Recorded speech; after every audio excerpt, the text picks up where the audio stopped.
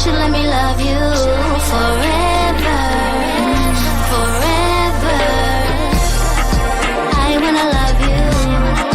Will you let me love you forever, forever and a day, day, day, day, day.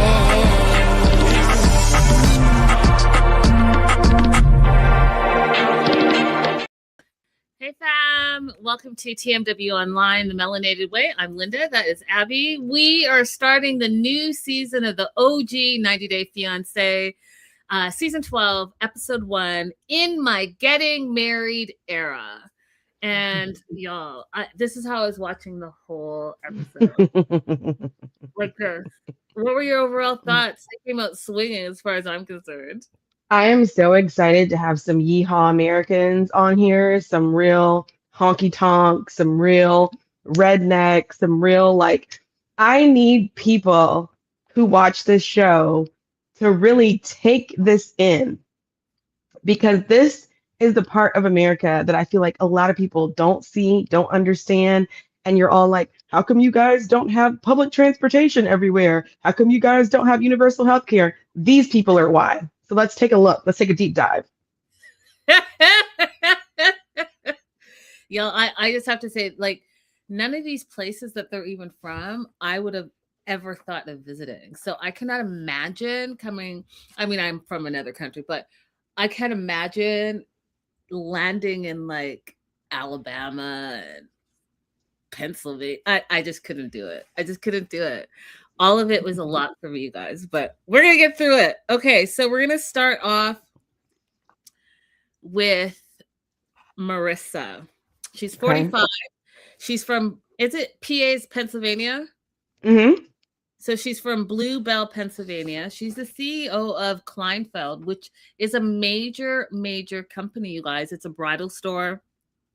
She talks about how yearly, just like in 1 year, 365 days, they can service up to 20,000 brides. 20,000.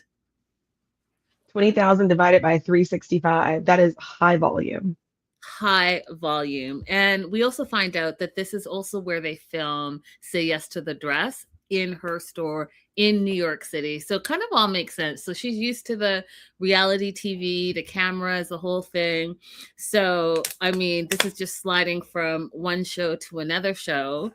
And yeah, her backstory, she was married for 6 years, divorced. She's been divorced for 6 years. She has 2 boys.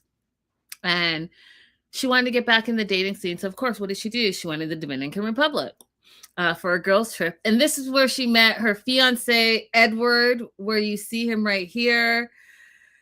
Oh, Lord. Oh, Lord. You guys, why do you not listen to Abby and I? I just don't understand. Why? Why do you not listen to us? When we say you're on vacay, you're on holiday, that is your holiday bay. Keep that fool right where you found him, which is what she originally did. So Edward's a hotel entertainment worker. They had a little fling-a-flang, and she went on her merry way. And that's where she should have kept it.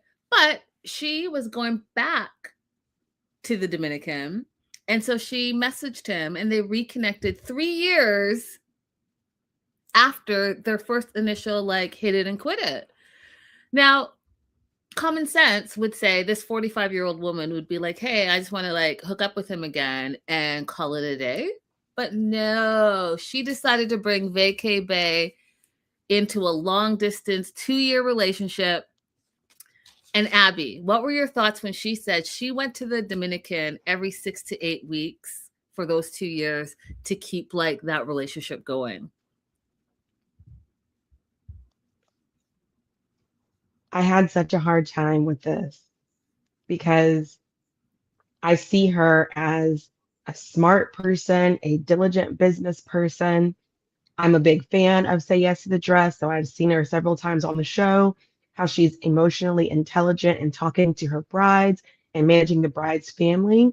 So this is out of left field for me, for her to consider this a viable relationship, or perhaps I'm simply wrong, and this person is going to be a great relationship long term for her, But I just feel like hotels, when you go to the DR, these fancy hotels that you stay at, they have a rule that the employees are not supposed to fraternize with the guest. And they have a rule like that for a reason. 100%. 100%. What up, Joslo, Olivia? Hey, girls. Hey. Hey, midwife. Yeah, I'm not into it. I'm not into this one at all already. Okay, so back and forth, well, not even back and forth, fourth for 2 years, 6 weeks, 6 week intervals. And then he proposed to her, got engaged. And now he's coming to New York City to be with her on the K-1 visa that Abby will talk about shortly. And here's the thing. Just like Abby just said, this woman is a businesswoman. She's got 2 kids. She runs like, a pretty big company. She's literally a CEO of this company. She owns a house out in Timbuk Bluebell, but she also owns an apartment in New York City. She's bringing over Edward, who has literally no life experience. He's never stayed in a hotel. He's never been on a plane. I mean, I don't know. You're 45. What are you going to start teaching him? Is he going to be your 3rd child? Because he has to have all those experiences, right? And they're going to be first. So who's going to show him and teach him? Right. What is he going to add to your life, Marissa? I don't get it. I don't get it. And she even said that she doesn't need a man, but she wants him. And there's a difference. And I hope she keeps that to the forefront of this relationship, because I just, you guys, what were your first impressions? Let us know in the live chat. If you're watching the replay, definitely let us know, because I'm just not seeing what she's seeing in him. So the other issue that is coming up between these two is Marissa has a strong co-parent relationship with her ex-husband, Edward. Or excuse me, ex-husband, Michael. Her ex-husband, Michael. And they have 2 kids, Cole and Derek. And Edward already thinking that there's going to be a problem, because he thinks that Michael is threatened by him and threatened for the love that he has for those 2 kids. And then I sat back, Abby, and I thought, why would he be threatened? Those are his children.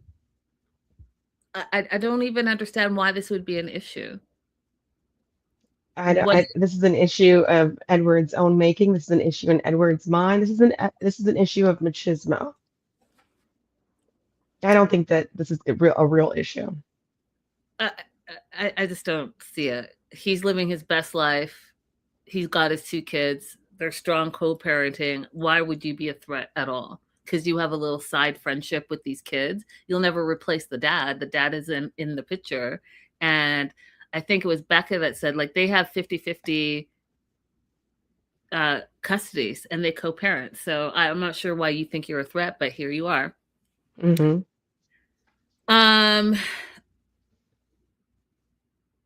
What else do you have for them? Because that's all I have for them for right now. So I have the circumcision issue for them, and the only thing I was going to say about that was I didn't care for Marissa making it into a joke that he was having complications with the surgery. Mm-hmm. But yeah, that's it. It's his choice. He's an adult. He can make that decision. I just thought it was a little bit callous to laugh about it. I thought it was weird to just bring it up in the first episode. Like, I mean, I think I can see the backstory behind it. The backstory is that's what's connected them. Obviously, the jiggy is good. And that's the main connection, because it can't be anything else. Can't be anything else at all. Okay, we're moving on to Mallory. And let me... Mallory. Oh, yeah, Mallory. These are the kind of girls that I grew up with. And I'm so excited for you to see her, Linda. I was already listen, when she said she was a basic white bitch, I was like, "Oh, where are we going with this?" Cuz uh, I don't know anyone like this. I've never I don't know.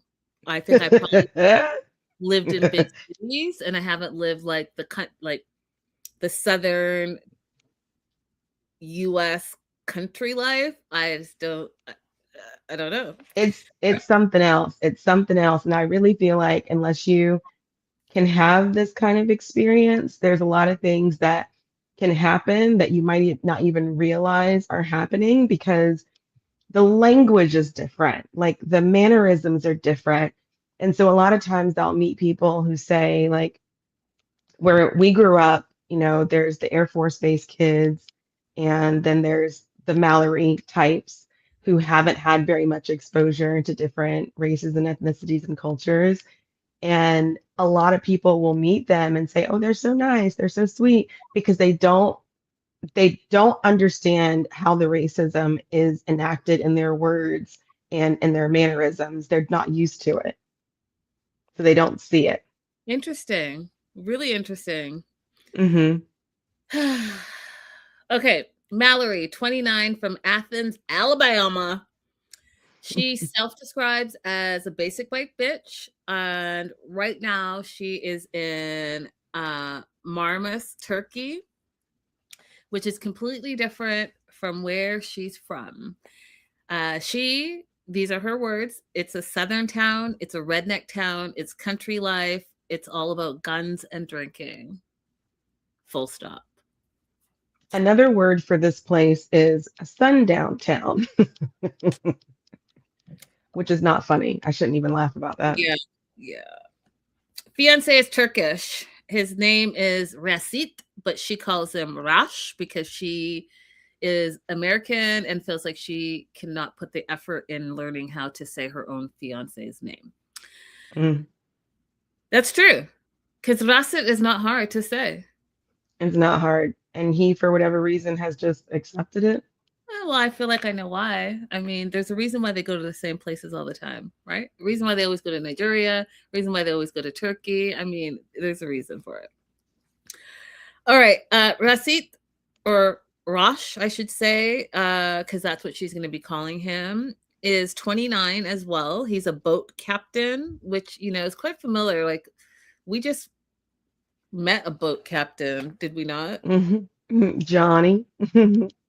And he shows the boat. It's really beautiful. I like the fact that they showed that Heaven Island. That was really gorgeous where the boat was docked.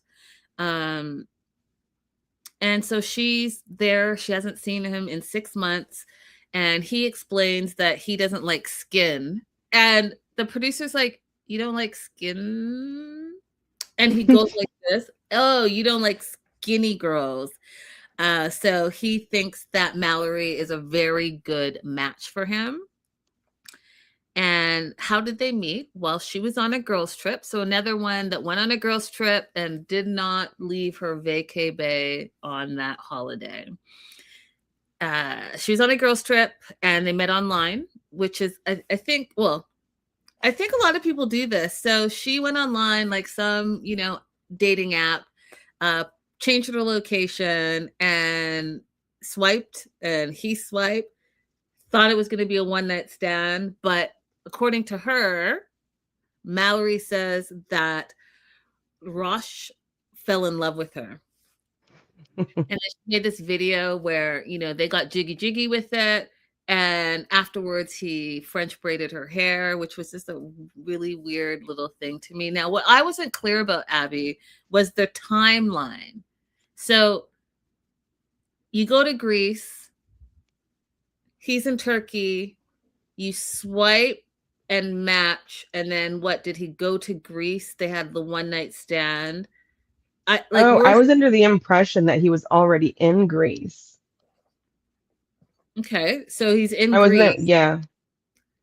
He's in Greece, but what's the timeline from your one-night stand to the point where he fell in love and proposed to you? Like, they didn't explain that. Yeah, it just shows that she went back and visited him in Turkey after they met in Greece, but I don't remember them telling us how much time passed between those two events. Yeah, and that's what I want to know. What is that time frame? I know. Um, yes, Olivia says Johnny from Aruba and Josh from Australia, a pirate and a captain and a captain. A hoe in a boat.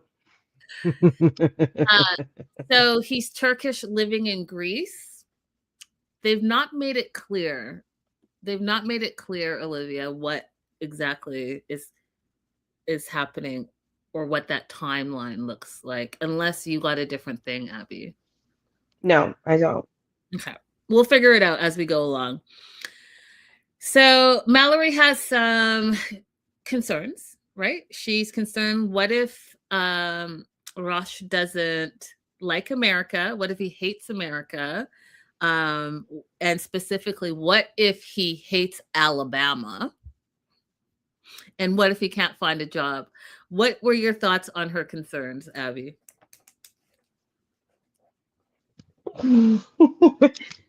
Okay. At least Mallory has the presence of mind to know that people in her community are the way that they are, such that he might have difficulty adjusting and finding employment. However, she doesn't have the presence of mind to understand that it is wrong and not safe to bring him into that environment. I would have so much more respect for her if she said, I've been planning to move to Birmingham or some other larger city in Alabama once he arrives so that they can start their life there and have more diversity. But she's just planning on plopping him into this incredibly conservative, incredibly racist environment. And no, I don't think all conservatives are racist, but we're living in a different time right now. You guys, you have to acknowledge that, okay? You have to acknowledge what's happening in the US right now when you're considering the situation. She's bringing him into an environment where he's going to be incredibly isolated, and he doesn't have the situational awareness to know who's safe and who's not. Mm-hmm. Mm-hmm. So a funny thing that I thought was kind of cute because he was trying to explain her cowboy outfit, because she had this whole cowboy outfit when they finally met after 6 months of not seeing each other. And he's like the cowboy and the cow. And at first I was like, oh, what is he saying? But he is the cow and she's the cowboy and she's going to catch him, is what he was trying to say. I thought it was hilarious because I am with sayings. So her concern is Athens, Alabama, and specifically her friends and family are all rednecks. They're into NASCAR and hunting. And they are, and these are her words, you guys, so don't come for me, but they are America, they're make America great again people. And they don't like other countries. And then he adds, well, do they not like other countries and Muslims, which are all gonna fit into that whole situation, you guys, that just like Abby said, you're plopping him into a situation that he knows nothing about. And it is going to be isolating because he'll have no friends, no family, no support system, and he's going to have to be on guard all the time because some of these people are, not all of them, but some of them are going to hate you because of their beliefs. And that is really scary to me. Mm-hmm. Mallory says there are good rednecks and bad rednecks. And she knows both. And her words, some of her friends are deportation rednecks, meaning that they are full on the racist type. She has racist friends. That's what she says.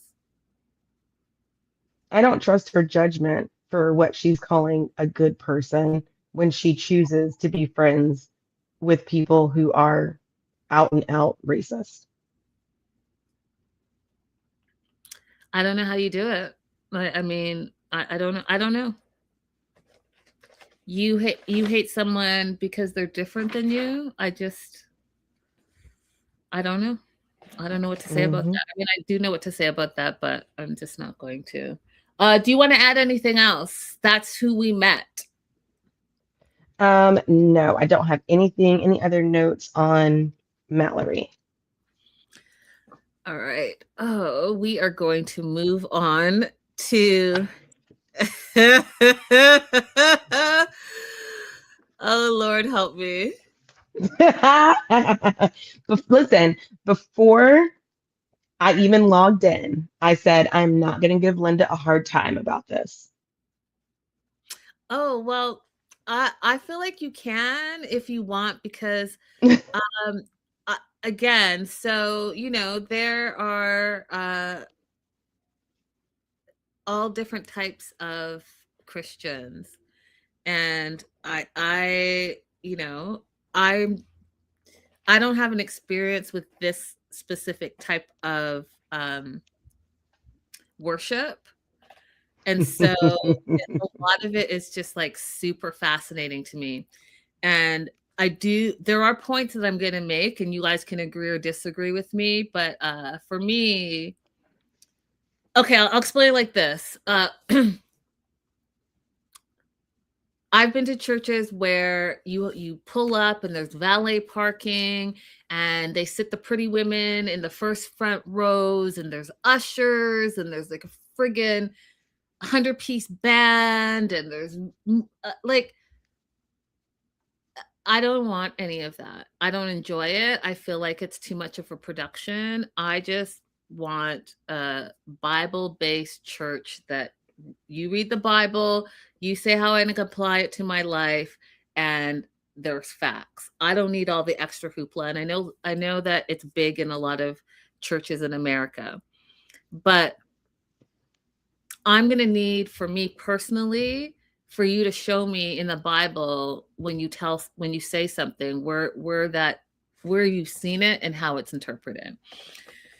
Because my first note before I get into Aisha is she comes out speaking in tongues, and my personal belief is that you can only speak in tongues if someone else in the room can understand and interpret it.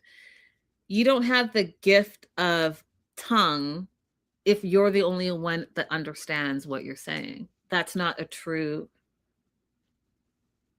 gift, in my personal opinion. And then if I was gonna go and like get the scripture, but I was like, I can't get so serious about this, Linda. But that's my personal opinion. I That mean, being you can get serious about it. You can. We could have like a whole separate conversation about Asha if you want to do one, because you can get very serious about this. Is a very in-depth conversation. It could be. It really could be. It really could be. Raise your hand in the live chat, or just like put if you've ever had any interaction with Pentecostal churches in particular. I'm just curious how many of you have seen this kind of behavior before seeing her, because this is not an exaggeration in any shape or form. This is Pentecostal. And I'm familiar with Pentecostal. I'm just saying, like, this point specifically about speaking in tongues, someone has to understand what is being said. It has to. You have to. There has to be another person. I'll bring the Bible scripture. That's what I'll do next time I see you guys, and then you guys can decide for yourself. That being said, Aisha is from Alabaster, Alabama. She's 38 years old, and her identity is Pentecostal church and faith, and she says that they believe in the entire Bible. And everyone's saying no. By the way, You're in for a treat. You're in for a wild ride. So everyone's saying no. Hey, Silver Lining. So Olivia, no. Becca, no. Joslo, no. I saw someone else, but everyone's just across the board, no. Okay, so then Aisha said that when she was 12, God stopped her in a store and gave her the gift of prophecy. And the gift of prophecy she knew she had because she was able to identify what the next song that was going to be played was. And it was the next song. So from that moment forward, as a 12-year-old, she said that God spoke to her and she has a gift of prophecy. Now,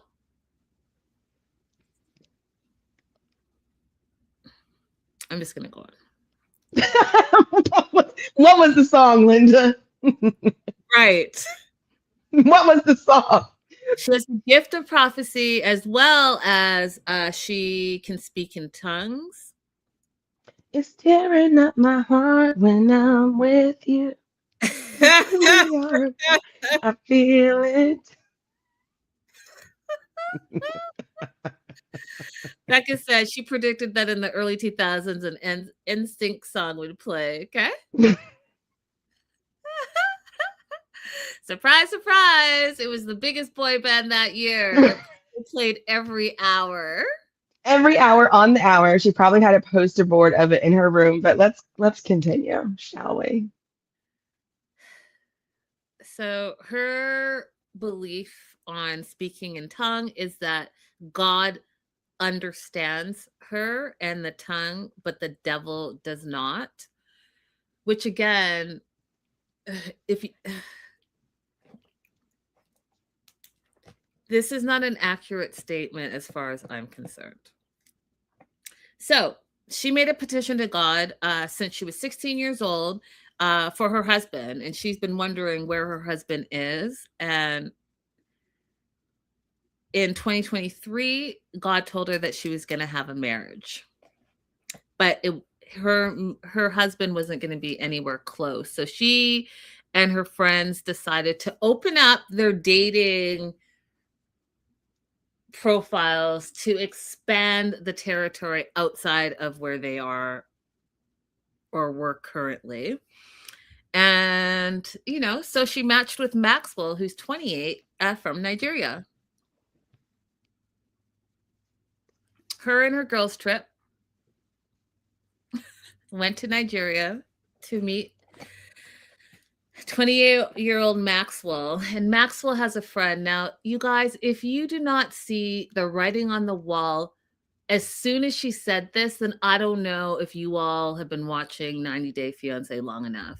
So, and I'm not just buying it because not every Nigerian is a scammer. But what I'm going to tell you is if the guy you're talking to in Nigeria says, "Oh, do you have a friend for my friend?" And then you bring your best friend and he brings his best friend and you guys travel to Nigeria to be with them. And after 3 days, 1, 2, 3, 3 days, there's engagement. We're all just getting engaged. Day 3 and day 4, we're getting engaged and we're taking couple. Like, what is wrong with you women? What do you not see? You don't see like this can possibly not be a good thing? Because I'm going to tell you right now, I can already see this is not a good thing. So that he can come to America with his best friend. Linda, the thing that you're not understanding What am I is not? that. Oh, can you hear me? I can.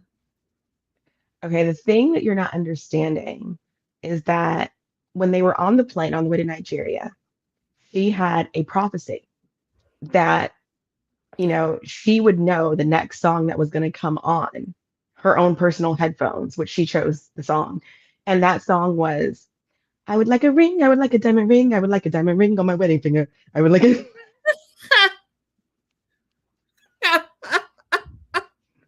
And it was then that she knew when she flew back from Nigeria, she would have a ring on her finger. Now, out of respect for Linda, I'm not going to go into tongues right now. But if it was just you and me, audience, I would totally mock that. You feel free to mock it because I don't believe it. I don't believe it. I just don't believe it personally. So you feel free. Becca says they've attended the Daniel School of Drama. Hilarious. And she also wants to know why the friend's face was blurred. The friend was probably approached by production and she said that she wanted no part of it. So they couldn't use her likeness, so they had to blur out her face. That's what happened. Right. Silver Lining says, Linda, she knows it's not a scam because God gives her what she wants and it's ordained and prophesied. Well, then she should have that full visa was going to be denied. That's what she should have prophesied over. Oh my gosh.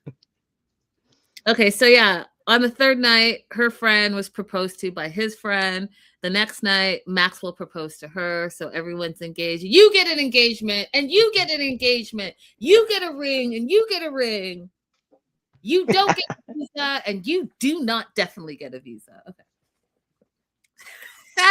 That was funny. Where they went wrong. Okay, so Maxwell and his friend Silas, I mean, they pulled off the hoodwink of the century by being able to get two friends who were traveling together, who were both gullible enough for this, but where they pushed it by getting an interview scheduled on the same date. They really pushed their luck with that. Yep, agreed. And showing photos of them being like their twins. The photos, that's what got them in trouble. Right. The selection of photos was not a fantastic idea. You got to be careful about which photos you select to show to those officers, because if they're having a day where they really want to dig into the background of those photos and the other people in the photos, they'll get to it. Now, if their lives are generally busy and happy, they're going to let it go. But if they're miserly or if they just have a lot of time on their hands, they're going to get into it. Mm-hmm. Mm-hmm. So she's at the church, y'all. They're all praying for this visa for her fiance to come to the U.S.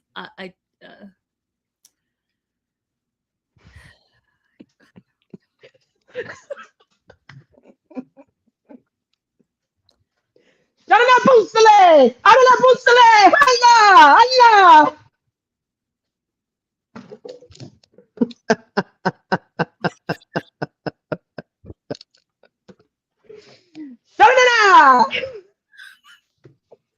When I was a kid, I used to legitimately just want to stand up and start screaming and see if I could get away with it. You guys, it's just this is only episode 1. I don't know. You guys, TLC. When I tell you that they have just brought their A game as far as they've brought it to day one days where you're just like, this cannot be happening right now. Like this can't be it. But they're finding like people that have never been on TV that are showing you their real lives.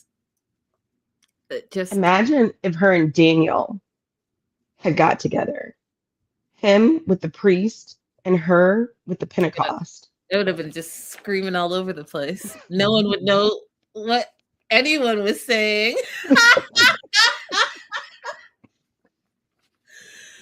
All right, so Maxwell and his best friend Silas decided that they're going to have their interview on the same date, which just is outrageous to me. I don't know. You didn't talk to your fiance, Aisha, and run that by her. Like, it's just not a good idea. I don't know why she didn't think it was a good idea, why he didn't think it was a good idea. But I'm going to tell you, that is the stupidest thing I've ever heard. So they go together because they are going to try to get to the U.S. together. And so no one sees any red flags. I am not a USCIS person, but I could tell you that I would flag this. What, you and your bestie met two besties and got engaged in 3 and 4 days, and now you two want to go where? Stop it. Okay, so this is the other part that again I want to have Abby's expertise because I just didn't believe it for 1 minute. So here's what happened. They go to the interview. Aisha tells, is it Aisha? That's her name, Aisha. Aisha tells us, the viewers, that Maxwell went in, came out, and his K1 interview, those are the words she used, were approved. Then he's celebrating for 30 seconds. His friend Silas goes in, and all of a sudden they ask Maxwell to go back in, and now his visa is refused because it looks like fraud, because in Silas's couple photos, Maxwell and Aisha were in those photos, all ringing it up on the same day. So not only is his visa refused, but he's banned from the United States. She's confused because she said, how did they do that when he had the visa in hand? And what I want to know, Abby, because I looked at that green piece of paper, that did not look like, that looked like some random person just typed it out. Didn't look like any official paperwork. The refusal looked like official paperwork. And I wrote it down, section 221G.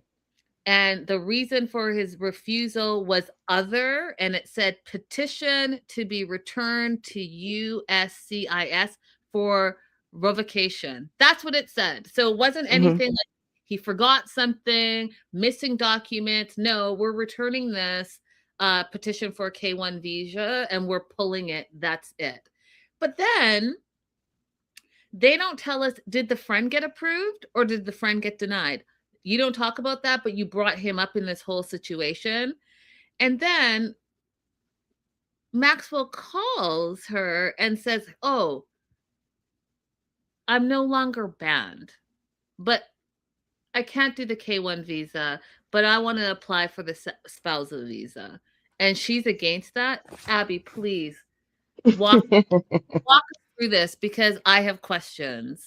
So specifically for Nigeria, but it also happens in some other countries, they actually don't usually do on the spot approvals. So the only question that I have about his story, because I'm not going to call him a liar, is whether or not he actually had the approval to begin with. What they normally do is put you into admin processing, and they'll tell you, leave your passport here. And if we do eventually approve you, we'll go ahead and stamp it and we'll have you come back. If we don't approve it, we'll just have you come back and pick up your passport. They don't really have on the spot approvals for Nigeria anymore. When you saw the 221G refusal, that is, so when they come into the interview, that means USCIS has already approved their I-29 application. That's the K visa, fiance visa application, and said, hey, it's okay to set them for an interview because we've already approved this. When they make a 221G denial, they're sending it back to USCIS and saying, you didn't see what I saw, and we want you to reverse this approval. Gotcha. Josla saying WTF was the visa approval paper, no emblem on the paper, nothing. Anyone could have written that. He could have typed that himself and took it with him. I agree with Josla. Yeah.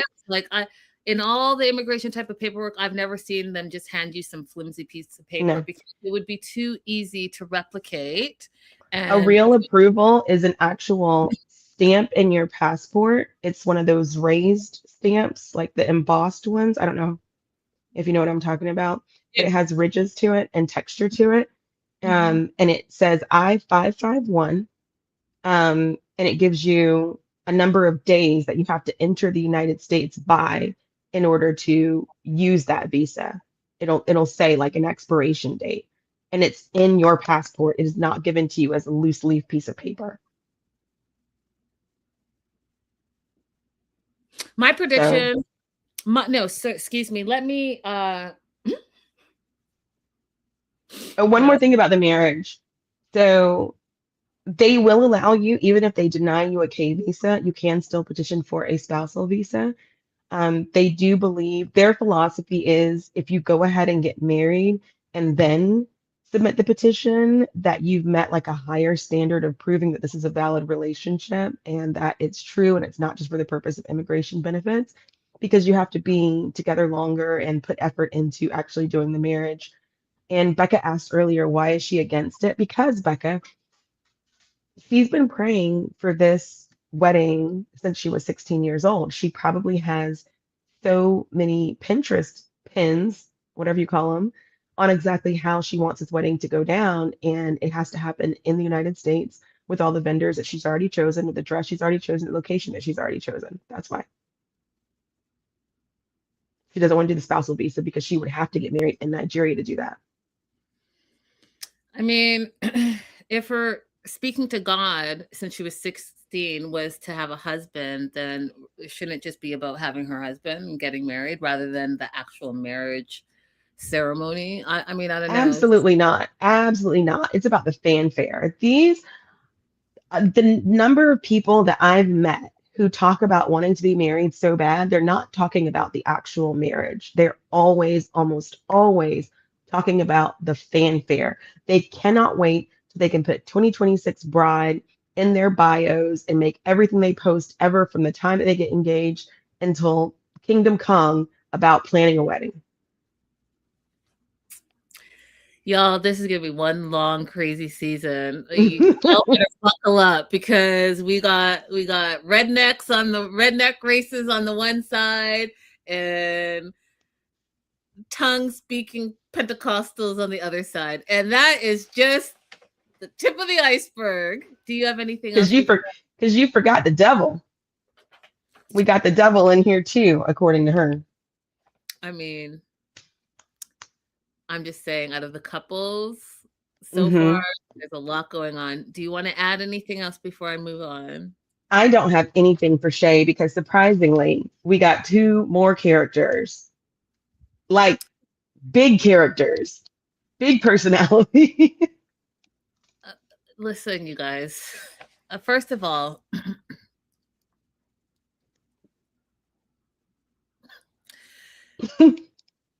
y'all just pray for me because the things that want to come out of my mouth, it really outrageous. Shay. This is Shay, you guys. This is probably the best he's ever looked in his life in this photo right here. Shay is from Paducah, Kentucky, and he allegedly is 54 years old. Now, I don't know what y'all are doing in Kentucky over there, but this is 54. Are we sure? Are we sure that's 54? Are we sure she's 54 and he's 54? Are we sure about this? Okay, because when they were doing the B-roll, you guys, and he was walking and he had these shorts on, my note just said his legs, question mark. What was going on back there? I'm not quite sure, but Shay's 54. He's a realtor and he's an auctioneer. And a common theme I'm finding, I don't know, you guys in America, let me know, but in the South, y'all just drink all the time, just drinking and drinking and drinking. That's it. Drinking and drinking. Mallory, drinking and drinking. Of course, not Marissa, because she's like New York, big city. And, the Pentecostal girl, I don't know. We'll see. Sometimes, we'll see. But drinking, he drinks a lot. And I was fascinated that his friends were telling us that women are drawn to him. They are? ¿Por qué? Why? Why are they drawn to him? Abby? Oh, okay. Becca, help me. Why are women drawn to him? Okay, I need you to understand that what is attractive in middle America is not what's attractive in Hollywood. Okay. Oh, So okay. So you wait, don't know. hold your thought for 1 second. So Joslo and Silver Lining are saying he's rich, he's got money. So is not that? It's, well, he's not wealthy in the way that you would think of wealth, but he is wealthy in a middle America way. And he does have personality in a middle America way. And he has a manliness that I think people in that area would respond to. I mean, people would be attracted to him even if he lived in a double wide trailer. He has that kind of charisma for that area. But let me just shut up and see if they're going to be able to explain it a little bit better than me. Exactly, Olivia. He said the daughter said he bought her a house, and then when they flash over to the house, it's a trailer. But I'm So still it's not. like if you talk to people in that area, they'll be like, oh, he has a double wide. She has a double wide, and that's money to them. I mean, I think it was that Jaws was saying he's not attractive middle America either. I think no, that's a Silver Line. Girl, no. Okay, I'm gonna argue with you, Silver Linings, because if you go out, some of those girls that I grew up with, the guys that they were attracted to were not the guys who came to school like straight laced with their clothes ironed.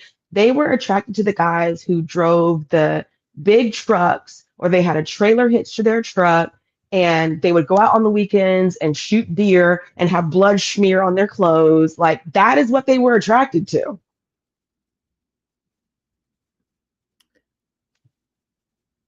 I'm gonna have to have someone just continue to explain it to me. But Olivia says it's trailer park wealthy, not big city New York City, LA wealthy.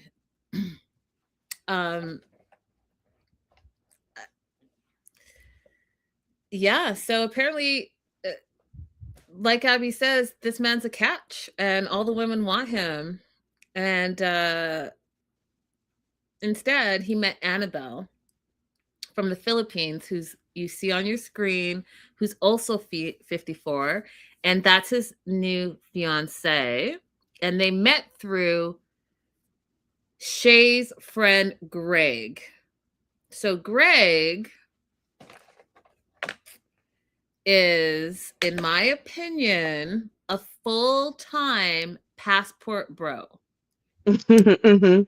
Went to the Philippines and met his wife, but not enough to bring her over to America, in the sense that he goes to be with his wife for 6 months out of the year and then he comes back to America. He leaves her there and comes back to America. So he goes, gets what he needs from her for 6 months and then says deuces. And because Greg and Shay are besties, Greg's like, you should probably do this too, because the stereotype that these Asian women are going to just dote on you. They're not going to talk back and you can do whatever you want and la, la, la, la, la, all of those things. So they did like a FaceTime. They met FaceTime. So again, in this season, we see two besties connecting with two besties because Annabelle's friend is the wife of Greg.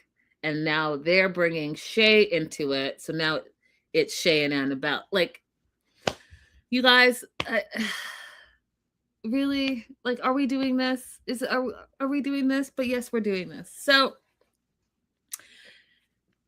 Shay too says Annabelle was God sent. And then it just starts to get messy. Like, I was like, oh, Shay's going to be the messy mess. He's going to be the messy mess of the season. So Annabelle's arriving soon to the United States. And after talking for 11 months back and forth online, he went there. And the first day that he got there, he's like, hey, I need to take a shower. He gets in the shower. She strips naked, y'all. First day, jumps in the shower with him to scrub him down.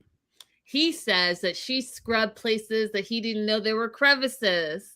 I sat back appalled. What are we doing? You guys, what is happening? Am I living in a different world than everybody else? Because I don't understand what is happening right now. I had a hypothesis. Like, we haven't met Annabelle yet, so I don't know. But I was like, did he smell that horrendous that she said, if I'm going to make this work, I got to clean him up. If I'm going to endure this, I got to clean him up. Is this what happened? I wouldn't be surprised, because not only did she scrub him down, she clipped his toenails. What? So she either came equipped or she went to the front desk and said, I need some emergency toenail clippers.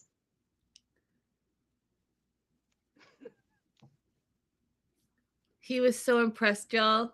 He was so impressed by the scrub down and the toenails being clipped that 3 days later, he proposed.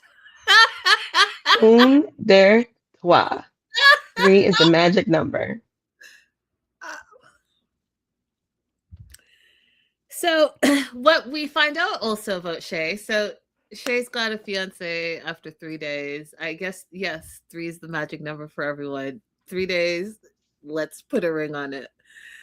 But he goes to these parties. Now, it's sounding to me, you guys, these parties are a little like jiggy parties. That's what they sound like. And that's why he doesn't want to talk about it. Mm-hmm. He doesn't want to talk about the parties, but we know that he goes, and we see that there's a lot of alcohol. And I'm foreseeing that he's going to blame a lot of his poor behavior on alcohol. That's what I see in this future. We also find out that he's been married 2 times. He's got like 1, 2, 3, 4 kids. I didn't understand what he was saying. I think the son's name is Connor, but it might be Honor. Don't know. Abigail, Allison, and Madison. His daughters come over, Abigail and Allison, and in the past 2 years, Shay has been collecting shoes and clothing, anticipating Annabelle's arrival. So when she gets there, she, quote, doesn't feel out of place and also blends in. Exhibit A, this is Annabelle. He lives in Paducah, Kentucky. I'm not sure if she's blending anywhere, but we'll see. I would hope that they would accept her and allow her to be herself and stand out for who she is as a Filipina. But what do I know? She needs to blend in to Paducah, Kentucky. Paducah? I don't even know. So he's bought this clothes, and then this is the part that I don't know about you, but it was very alarming for me. It was very alarming for me. Red flags, questions. When he said he bought all these clothes because he wants her, Annabelle, who's 54, to dress like his daughter, Allison, I said, what in the cockamamie stuff is going on over there? There were actually like a lot of red flags, but I would agree that this was the most like red of them all. Like, this one was quite unforgivable. This one was borderline. We're talking about stuff that we cannot say on YouTube. Absolutely. I can't even think of a euphemism that we're allowed to say on YouTube for this. That's it. I'm just saying, red flag, red flag, red flag. And then it just got even weirder for me because Allison says she's close to her dad They do everything together. They love being around each other. He bought her this house next door, and then, like everyone in the comments has said, they pan to the house and it's a trailer. Okay. I mean, okay. And it's right next door so that she can be around all the time, and she has free rent and free childcare. So you've thrown in the fact that you have a kid, so there's a kid somewhere in the mix here, right? For your childcare, and possibly more than one kid. Fine. But then when Allison said that she wants to make sure that Annabelle understands that she comes first, and she wants to be able to have alone time with her dad without Annabelle, I was like, am I the only one that thinks what they're saying sounds a little off? Because you want to your dad, you want to be number one. Yes, you're kids are important, but I wasn't like, kids should be your main priority. But that's not the vibe I was getting. Like, well, she's an adult. She's an adult, and so she's an adult with her own child. So it is weird for her to need to assert this dominance over her father's space as opposed to allowing her father to have a full-on partner. Hey, avoiding eye contact. Omalu is trying to help me say Paducah. Paducah. So yeah, you guys, she wants to be first and foremost in her dad's thoughts and prayers, and wants time alone with her dad. And then so we've got the passport bro behavior, we've got the drinking, we've got these sketchy parties, we've got the daughter situation, and then now, because that was not enough, y'all, we've got Nicole, ex-wife number 2, who lives down the road, who is also his baby mama of his youngest, Madison.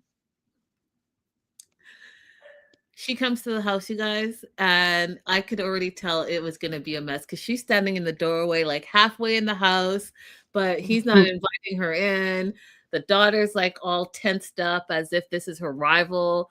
I was like, oh, what in the Southern mess is this? So we find out that they were married for 4 weeks, y'all. They were married for 4 weeks.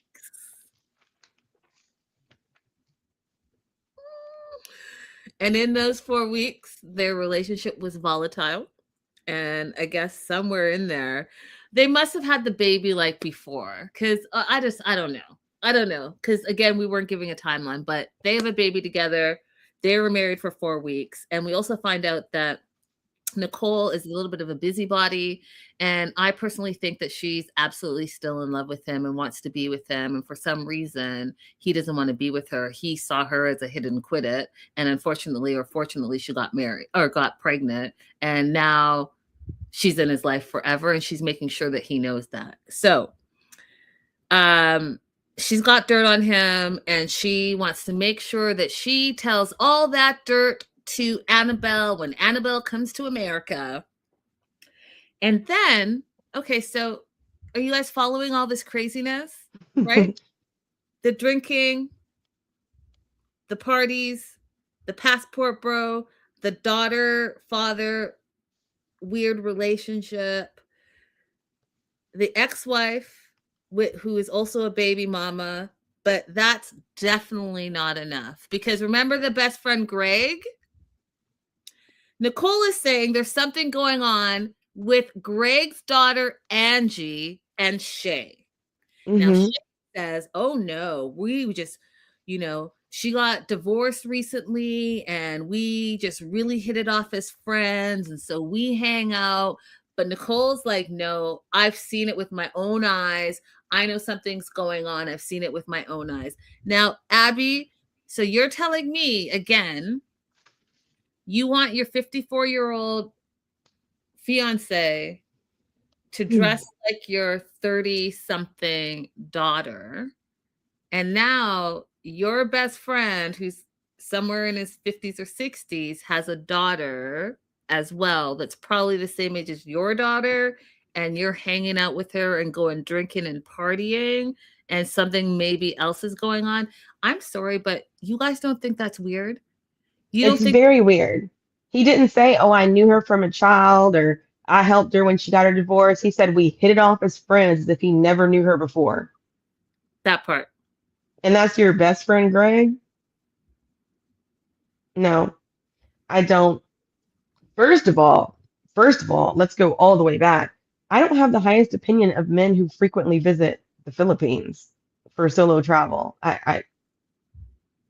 We just have a bad history of what men do in the Philippines, Mm-hmm. U.S. American men. So the fact that he's good friends with a man who does this on a regular basis is already a no-go for me. Listen, like Silver Lining said, I've lost count of all the red flags. Well, I haven't, but yes, there's a lot of them, you guys, a lot. So Shay doesn't think flirting is cheating. He feels like he just can flirt around, but then it's what he said in between all of those things. He goes to these parties. He doesn't tell Annabelle about these parties, and what he does at these parties doesn't matter because she's not here in America yet, he says. So he can do whatever he wants until she gets here, which, I mean, that's your fiance, so you're running amok while you have a fiance just because she's not physically in your presence. Then we find out that he was partying with Nicole, his ex-wife, who allegedly he hates so much, but he's out drinking and partying to the point that he's so drunk that he goes back to her hotel room and they're in bed together. And she's so messy that when Annabelle calls and he's in her bed in the hotel, motel, Holiday Inn, anyways, she picks up the phone and FaceTimes and shows, oh, look, here's Shay in my bed. Now what? Messy. 50-year-old, 54-year-old just running amok. Mark my words, this is episode 1. Shay is going to be the messiest of them all this season. Do you want to add anything else? No, I mean, Olivia's saying he's too old to be this messy. Y'all, this is a regular day in a redneck household. None of this is an exaggeration. It's not like, oh my God, they put the worst of the worst or the most like dramatic people on 90 Day Fiance. This is a regular day in a redneck household. I promise you. When I was hanging out with rednecks for a little while, because I had a really good friend named I mean, I'm still friends with her, Keisha. I was around some people she was around. I was like, girl, I gotta go home. I would get put in jail for the stuff y'all do on a regular basis. Yeah, like Angela. Exactly, Jaslo. Exactly. And last and certainly not least, y'all, oh Lord, help us all. Oh, Katie. Oh, God. Katie is 26. She's from Portland, Oregon. The last 3 years of her life, she's been living a nomadic lifestyle. And she's finally back after 3 years in the U.S. And her words, not mine, her words, she had a hoe phase.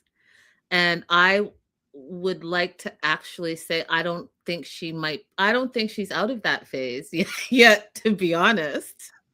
I don't think that she's defining hoe phase the same way that I'm defining hoe phase, because she keeps talking about how she likes to make out with people. Is this one of those things where, for me, make out means like you're kissing people, and for her it means that you're having relations with people? Is that the misunderstanding I'm having with Katie? No, she's just saying that she makes out with people. That's what she's saying. But I don't know. I wouldn't call that a hoe phase. I think that you should hold your thought until the next few episodes, because Okay. go from I just want to kiss someone and making out with someone to she wants to have an open marriage. That's the three. Okay. Okay. Okay. I don't think that I don't know. I feel like we should hold off, but I don't think she's out of the hoe phase. That's what I'm trying to say. Mm-hmm. So let's revisit this next episode. Okay. So she's living a nomadic lifestyle. She's back in the US and she's back to settle down. And the first thing that they show us, and you guys know, I mean, you guys know I'm going to have to comment because I feel like, have we not learned anything yet about just taking care of yourself and scents and odors and germs? Like, have we not? So she's with the Run Club and she's back. They go for a run and they go to the bar right after in their sweaty running attire to drink. So again, drinking is a huge theme this season, it looks like. We find out that she's impulsive. And so how she ended up living this 3-year nomadic lifestyle was her friend told her how she could pet sit for free rent. And then literally this is what happens, you guys. She's like explaining to camera, oh yeah, my friend said, hey, I could pet sit and like travel the world. So immediately, oh, sorry, my boob was itchy. That's literally what happened on screen. And they producers kept that in because they're messy as well. And so during her travel, she met Josh, who's her British fiance. We also find out that she has OCD, so that is all contributing to how she lives her life and what keeps her attention. The producer said, how did you meet your fiance? And she said, well, she was swiping on Tinder, and the first response she got was from a guy named Dave. Dave was hanging out with his friends and invited her to join. She joins. They're all drinking. She starts making out with Dave, her original date. Dave, her original date, gets kicked out of the pub. So Katie decides that she's going to make out with his other friend number 1. Then, while making out with friend number 1, she tried to make out with Dave's best friend, but Dave's best friend turned her down because he has a girlfriend. So then she asked Josh, who you see on your screen, to make out, and he said no. You just made out with at least 2 of my friends, so no. She's in the bathroom. She makes a video saying she really wants Josh, and she really wants him because he told her no. So it's the end of the night. She's walking home, wants to walk home from the bar. She says there's some sketchy dude hanging out over there. Asked Josh specifically to walk her home. As they're walking home, they make out. He says, hold on a second, because he has to take a whiz. And she ran the rest of the way home, leaving him peeing in the bushes.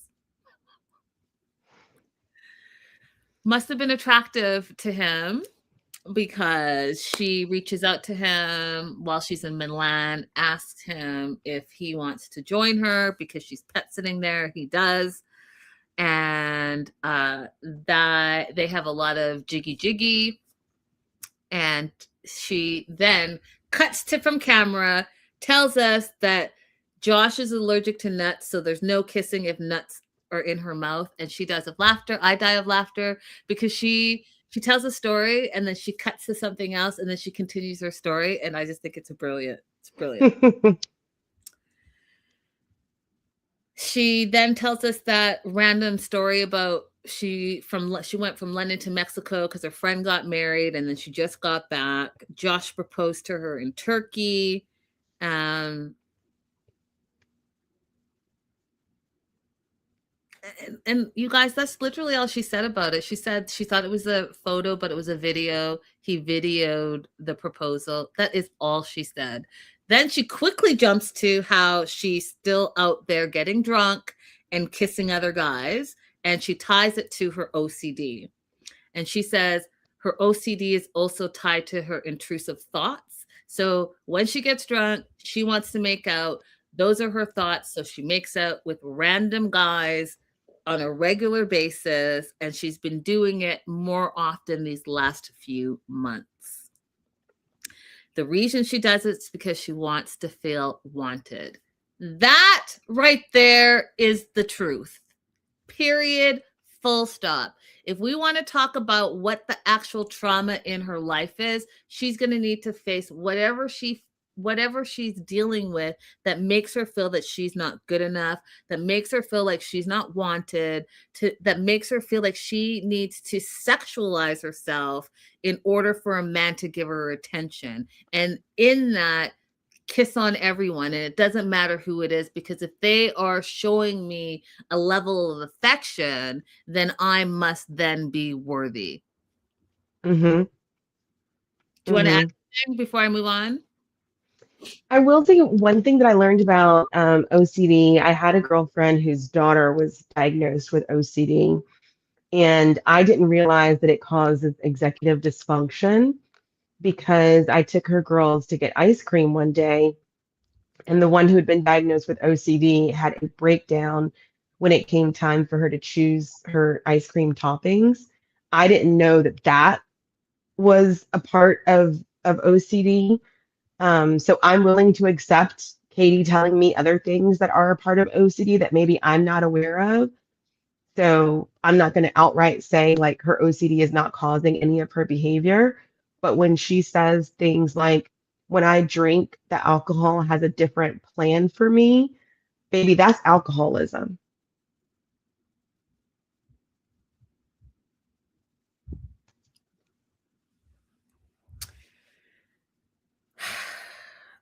My note says this: she should give up drinking if she thinks she can't stop it, and see what happens from there. If drinking is what's triggering this behavior where you feel like you can't control yourself, then maybe take a pause and see if you have a different result. Sure, she shows up at her storage space, and Josh is arriving tomorrow, and there's no apartment. She hasn't found one. She told him that she would take care of it. She says that's part of her OCD, that the big things she can't take care of, she focuses on the detail. So when she says she will do stuff, she tends to not do it. And so hence there's no apartment as of yet. So she is going to have him stay at a hotel with her until she figures it out. And she figured out a lease. Now, this girl signed a lease, sight unseen. She saw it on the internet. She signed the lease. And so now she says she has an apartment. She didn't go to the apartment, y'all. I could never. I can never, you guys, because they take the good angles, stage it, and then you get there and you're like, well, what about this? What about this? What about this? What about this? Look at the area. Like, did you even look at the area and your neighbors and what's around? No, absolutely not. Could you do it, Abby? No, I mean, if I'm right there in the city, there's no reason for me not to look at it. When I moved to Mexico, my job picked my first apartment for me. That's the only place that I've ever moved into sight unseen. Becca says it's also super common for folks with ADHD to drink as self-coping mechanism. Did she also say she was diagnosed with ADHD? I probably missed that. I didn't hear her say that, but maybe, I don't know. She's soothing through alcohol, but it could trigger her OCD as well. Both can be true. I mean, sure, anything could be true, but she had the presence of mind to tell us that when she drinks, that her brain has a different plan for her. So at some point, she's able to see that drinking leads to behaviors that she otherwise would not engage in. Mm-hmm. Right. So whatever else is going on with her, she vocalized that to us. Yeah, agreed. So as she's talking about Josh's arrival, she's making cake pops and a whole like American flag and red and blue and silver balloons. And she's already starting to complain that they don't have enough jiggy time. She says that he's conservative. He doesn't like to talk about having jiggy. And so this is something that they're going to have to resolve before they get married. Abso-friggin-lutely. You guys know what I say. It is very important. You guys have to be on the same page because we already know that he doesn't like public displays of affection, but maybe what else does he not like that she clearly likes? She clearly likes public displays of affection. How are you going to balance that out? She's already complaining that she's not having enough jiggy time. So what's enough for her and what's enough for you? That's a conversation that needs to be had because I will tell you this, men cheat. And if you're already having problems up front and you're having too much or too less, someone's cheating in there for sure. 100%. Nip it in the butt. Have the conversation. So they waited over a year for his visa to be approved, and he has now arrived from Cambridge, England. I died when she put the hat on his head, Abby, and said, this is like from some guy named Uncle Sam. I mean, I don't know who he is. He might be real, but he might not be. I wasn't sure if that was a joke or not. I mean, I don't know, but she said it. Josh says they're polar opposites, but Katie is chaotic, wild, and lovely, and he loves her. So we'll see what happens. I think that she brings him an entertainment value, and I don't know if that's necessarily a good thing or not. Let me know what you think. Abby, do you want to add anything else? No, it's really excited to see how this season progresses. You guys hang out with us because it's going to be a good one.